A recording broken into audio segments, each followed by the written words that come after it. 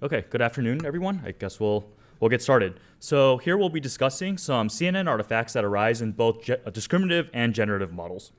To begin, we'll start with a simple example. These two images here are classified correctly, but these two are not. And the only difference between these two is a seemingly innocuous shift operation. And what we'll see here is that deep networks are in fact not shift invariant. The output can drastically change. We'll even see oscillatory behavior with small changes or perturbations to the input. Now, this sensitivity has been explored in some great recent work. Inspired by this work, we're looking to produce a fix. And this was work I published in ICML of last year. And so the first step here is we have to ask why. How is this possible? How is shift invariance being lost? After all, we've all heard this following mantra before. Convolutions should be shift equivariant. That is, the feature should be kind of sliding around with the input image. And pooling should build up shift invariance, giving you a bit of spatial slack. Now, these two things are true to some degree. But what we'll see is there's a third factor, and that's striding. Striding ignores the Nyquist sampling theorem and aliasing and really breaking both of these properties here. Now, striding can occur in both convolutional layers as well as pooling layers. Let's see an example in pooling. So here we'll just max pool this toy signal together, 0, 0, 1, 1, 0, 0, 1, 1. Okay, so the max of 0 and 0, 0, the max of 1 and 1 is 1, and so on and so forth. And hopefully you're checking my math on this. Now, if we shift the input signal by a single index, we'll be doing the max of 0 and 1, which is 1, the max of 1 and 0, which is 1, and we get this result. And hopefully you agree that this result and this result are very different. And what we've done here is seen that max pooling is not building up shift invariance. In fact, it actually breaks shift equivariance. Now, if you come from a slightly different field, such as signal processing or image processing or graphics, you may have learned a very different method of downsampling a signal. Before downsampling a signal, such as an image, one should blur it as a means of anti-aliasing before doing the subsampling operation. Now, in deep learning, we actually used to have this operation. It's called average pooling, and it was the predominant way of downsampling feature maps for a long time, and it actually did some anti-aliasing. It wasn't the best filter, it's a box filter, but it is anti-aliasing. So what happened? Well, what we found through rigorous evaluation is that max pooling actually empirically works better, and the community kind of shifted over to that. So we kind of traded off anti-aliasing for better accuracy, at least for a while. Now in this work, I'd like to see if we can reconcile classic anti-aliasing with max pooling. And to do that, we need to look at max pooling a bit more closely. And our key, simple, really small insight is that it's equivalent to two operations sequentially. You could be doing the max, but densely, and then subsampling the intermediate feature map. And what this interpretation allows us to do is isolate the problem. The problem is not in the first operation, the max. The max is fine, we can keep it. The problem is in the subsampling, and we can fix that by adding a little bit of anti-aliasing. And to do that, we just have a blur kernel or a low-pass filter, and that makes the subsampling a lot more palatable. And so this is our proposed anti-alias version of max pooling. These two operations here can be evaluated together, so in the end, instead of running one line of code, I'm just asking you to run 2 lines of code, so a very small change. Now, we were motivated by max pooling, but there are other ways of downsampling in CNNs as well, such as strided convolution and average pooling. And we'll note that strided convolution suffers from the exact same problems as well.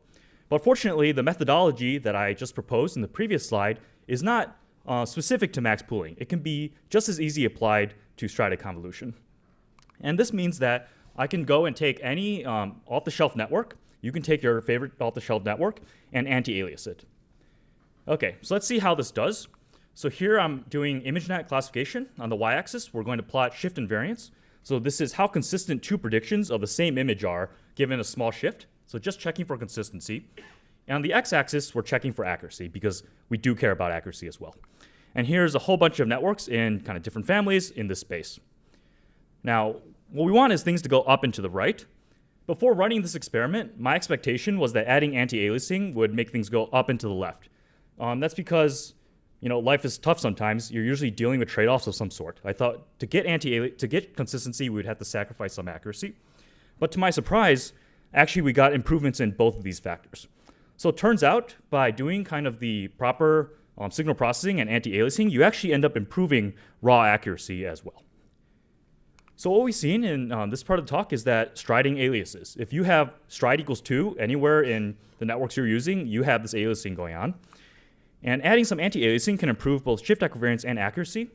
And in addition, I also observed that there was some additional stability to perturbations, such as rotations and scaling, as well as some robustness to corruption, such as adding noise. And these properties just kind of fall out for us. So the code and models that I have are here, and it should be very easy to use. So it's very common to use ResNet 50, for example, as kind of a backbone. You can replace that with this anti-alias version, just a single line kind of replacement. Okay, so far in this talk, we've looked at kind of a very specific architectural peculiarity and seen that it affects all discriminative models. We want to also think about some of the implications on image generation models, if something like that might be going on as well. Now, why do we care about image generation models? Well, you may have seen either in the news or the CVPR and SIGGRAPH proceedings that making fake images is getting easier and easier, and this is causing some, I think, understandable concern. So in this work, we're looking to ask, is it possible for us to create a universal detector to tell us if an image has been outputted by a CNN? To do this, we went ahead and collected a data set of CNN-generated fakes across a whole bunch of recent methods. I'm sure some of these are from folks in the room. Now, to study, if we were to actually want to build a detector, we would want to use all of this data. We'd want to take advantage of all of it. We would maybe train a classifier on all this data here and hope that it generalizes to some sort of future method that might happen, that might be published tomorrow. Now, the problem here, of course, is I don't have tomorrow's model right now. So to scientifically study this, we have to take a slightly different approach. And we take we have to split this data somehow, and we take a somewhat extreme approach, which is we train on one of these networks and see how well it generalizes to the others. So this is kind of a scientific way of testing it. Now, this may be difficult to do. There are many differences here because we're training on one distribution and testing on another. And if this were easy, then like domain adaptation would not be a big field. So obviously, I think this is kind of difficult. There's a lot of different possible changes here. There's different architectures in all these methods, as well as drastically different data sets and objective functions that might lead to different artifacts. But there's maybe some reason to be optimistic as well. All these are using convnets, and so perhaps there are some underlying commonalities which may enable generalization. And this is actually what we found to be the case. So this was a paper published, just accepted to CVPR. Okay, so our methodology is quite straightforward. We have the progressive GAN, and we use it to generate random images.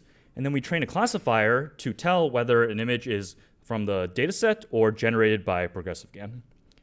Now, keep in mind, this might look familiar. This is actually kind of the GAN setup, but there's a key difference. Here, the generator is fixed, which means the discriminator or the classifier can be trained to convergence, and it can be as deep as you want because you're not really worrying about like minimax training dynamics or anything like that. Okay, so from here we get this detector, which is only trained on ProGAN. We'd like to see how well it works on real images, or sorry, on images generated by other CNNs.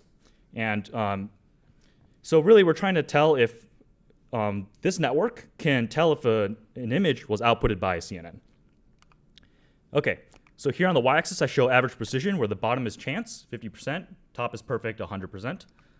If you train and test on ProGAN, that's trivial, 100%. If you try to generalize to others, it's above chance, which is encouraging, but the performance is inconsistent. Now at this point, the student tried a whole bunch of different methods, but actually something fairly simple ended up working really surprisingly well, at least to me. And that's that we added really aggressive data augmentation. So during training time, we added random blurs and random JPEGs, JPEG compression some of the time. At test time, we're still testing on clean images, but at train time, we add these kind of perturbations to make the network a little harder. Now, this is not always appropriate. If you're looking for a 2x super resolved image, you're really looking for high frequency artifacts. It doesn't make sense to blur at training time. But other times, it really adds this surprising generalization. Now, how's this possible? Why is this actually helping? Well, I think it's kind of helpful to look at the performance actually on the training distribution, on ProGAN. At test time, in all of these bars here, we're testing on clean images, but we can also test on blurred images and see how performance degrades with respect to blurred images. And that's what I'm showing here. The yellow curve is training without augmentation, and you see that performance quickly drops to chance. Now, when we're training with augmentation, we expect performance to be better, but what we're saying here is that it's at 100%. It's not just improved, it's straight up at 100%. And what that means is that for looking at CNN-generated images, you may think that we're just looking for some sort of high-frequency artifacts, but actually it seems like there's artifacts at all the frequencies. And not only that, the really exploitable generalizable artifacts are perhaps more at the mid or low frequency bands. And that's perhaps why doing this data augmentation is helping. It's really pushing the classifier towards these more generalizable cues. Okay, so this study has suggested that CNN-generated images have underlying comment artifacts, and they can be exploited by a simple classifier. In fact, StyleGAN 2 was actually released after our submission, and of course we never saw it when we submitted the paper, and it generalized well to that. Now, this situation may not persist forever. GANs are trained with a discriminator, so maybe it's a matter of compute. If you can just train a GAN to convergence with an infinitely large classifier, then there's nothing you can do from that point on. There may be future architectural changes. Maybe we won't be using CNNs at all next year.